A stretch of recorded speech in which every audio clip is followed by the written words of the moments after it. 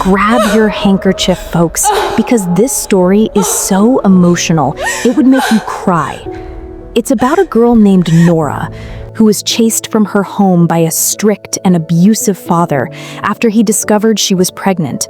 Alone and with no man by her side, she ended up living in the bones of an uncompleted building. Months later, she was there, suffering from terrible cramps, the pain of a miscarriage tearing her apart. Suddenly, a group of masked men appeared, their intentions dark and cold. Just as they closed in, something unimaginable happened, something she would forever be grateful for. Nora was only 9 when her family began to crumble. Her mama left this world, passing on in the night, and Nora was left behind. The girl was put in the care of those she had always known as family, but their kindness was a mask. Once the door closed on the last mourner, their true faces showed. Nora's life became a quiet struggle. They made her a servant in her own home, and the girl was trapped, a tiny bird with its wings clipped. Before all the bad, there was a beautiful time. Nora's mama was a seamstress, a hard-working woman who stitched up wedding dresses and blue jeans for folks all over town. But Nora was her greatest work. Her mama put that girl before everything and everyone else, tucking every spare dollar away for Nora's future. Their love was a soft, safe blanket against the cold world. It was a perfect, simple life, until the nightmare appeared. A man who was meant to be their protector, Nora's own father, became the miserable comma that shattered their story. Her father was the monster of the house. He was a man with a darkness inside him, a poison with no name or reason. He just seemed to be a storm meant to break over their family. The fragile mama bore the brunt of his cruelty, taking every cruel word and cold hand just to keep her little girl safe. But Nora saw it all. She saw the fear in her mother's eyes and the way her mama's shoulders would flinch. They were trapped, a tiny girl and her mother, living with a beast. It was a fateful night when supper was burnt, a simple thing that made Nora's father, a man named Hank, explode. His anger was a storm, and his fists flew, raining down on her mother as the girl watched. Nora cowered in the corner, her tiny body shaking, her innocent voice screaming for someone, anyone, to come and help. But the doors were locked, and the windows were dark. The hell she had been living in, the constant fear and pain, all boiled over at once. As the blows landed, a silent, terrible power rose up in Nora. Without a sound, she reached for the cast iron skillet hanging by the stove. She lifted the heavy pan with both hands, and her eyes locked on her father. The heavy pan landed with a sickening thud. Hank's eyes rolled back in his head, and his body went limp, crashing to the floor. Nora's mother, trembling and bruised, stared at her little girl. The disbelief was plain on her face. Her mind couldn't make sense of it all. The beating she'd just taken, and the terrible, unbelievable thing her sweet, fragile daughter had just done. With her husband unmoving, she finally found her voice, grabbing the phone to call for help. The next morning, a terrible sadness settled over Nora's mother.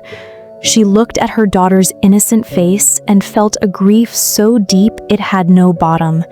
She regretted every moment she'd spent with the monster, a life she'd chosen that had turned her sweet girl into a protector with a weapon. The weight of it all was a heavy burden, but in her regret, a new resolve was born. She knew they couldn't go on this way. The little girl needed help. The mother decided they would find a therapist. Back in the home, the evil in Nora's father had grown even darker. His hatred for her was a cold stone in his heart, a constant shadow that followed the little girl everywhere she went. But away from his sight, with her mother's constant gentle support, Nora went to her therapy sessions. The memories of that night still haunted her, but with each passing day, she began to find her way back. Soon, she was again the sweet, normal daughter she had always been, her smile finally returning. The world went dark on a Tuesday afternoon.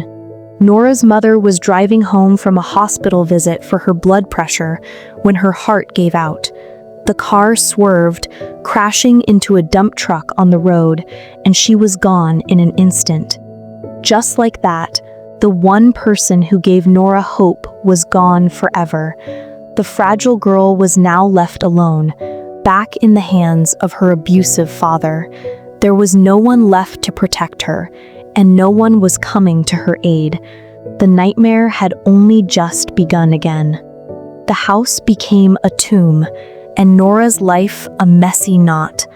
Her father, Hank, was a phantom, a man with no care and no concern. The little girl grew up in that living hell, forgotten and left to fend for herself. The gentle soul she had once been was chipped away day by day. She was no longer a fragile daughter, but something else entirely. A child living with a monster, with a light in her eyes that had finally gone out. By the time she was 18, Nora was a survivor. She roamed the city streets like a stray dog, feeding off of whatever alms she could get from strangers. Sometimes she would wear herself out doing tedious work for people just to earn enough to get by. It was a miserable life, a constant struggle to survive on her own, but she did it.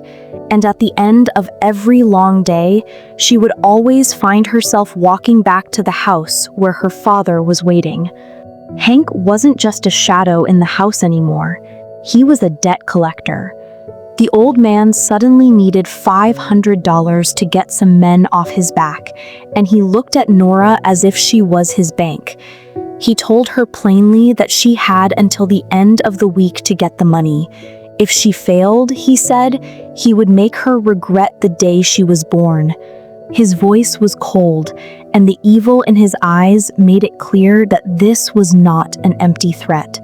Nora was trapped once more, with no way to pay a price she did not owe. Nora worked like a dog for the next few days. She lugged heavy boxes for a grocer until her arms ached and scrubbed greasy kitchen floors until her back was on fire. She earned every dollar the hard way, but it wasn't enough. The money she made was barely a quarter of what Hank demanded. The weight of her failure, a cold, heavy stone, settled in her heart.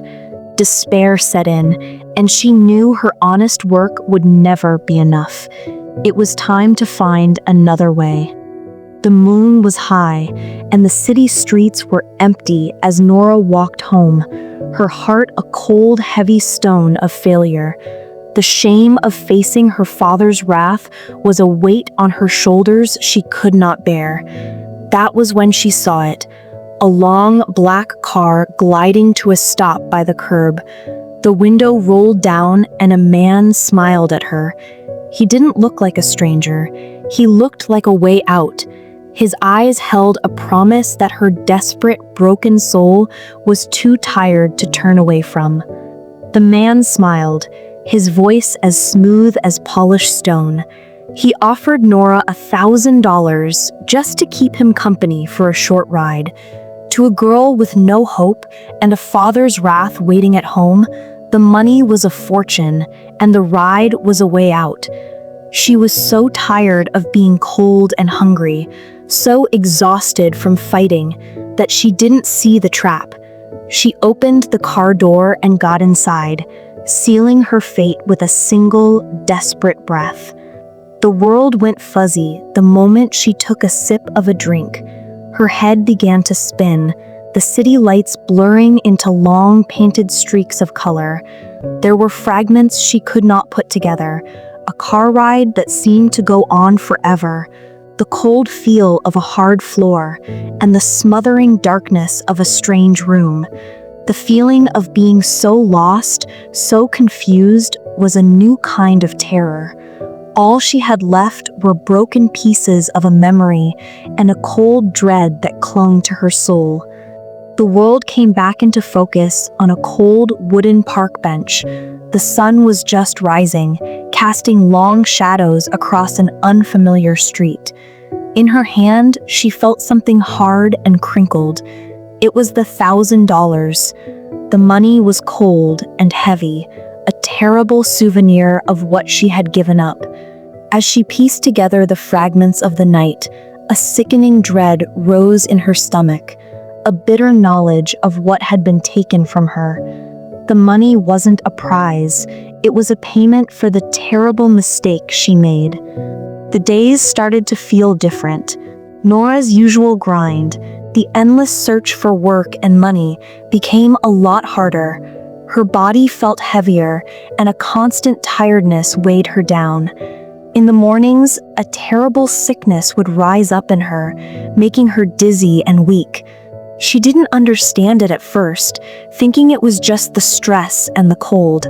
But as the weeks went on, the confusion began to fade, replaced by a terrible and sickening knowledge. One morning, while looking at her reflection in a shop window, she saw it, a small, unfamiliar curve. The sickening truth hit her then, a jolt that stole the air from her lungs. She remembered the man's smile, a sudden flash of his face from that night, and the cold dread returned. Her hands went to her stomach, and the world went still. It was not a sickness or a curse from God. It was a life growing inside her, a living consequence of her desperation and a cold confirmation of her worst fears.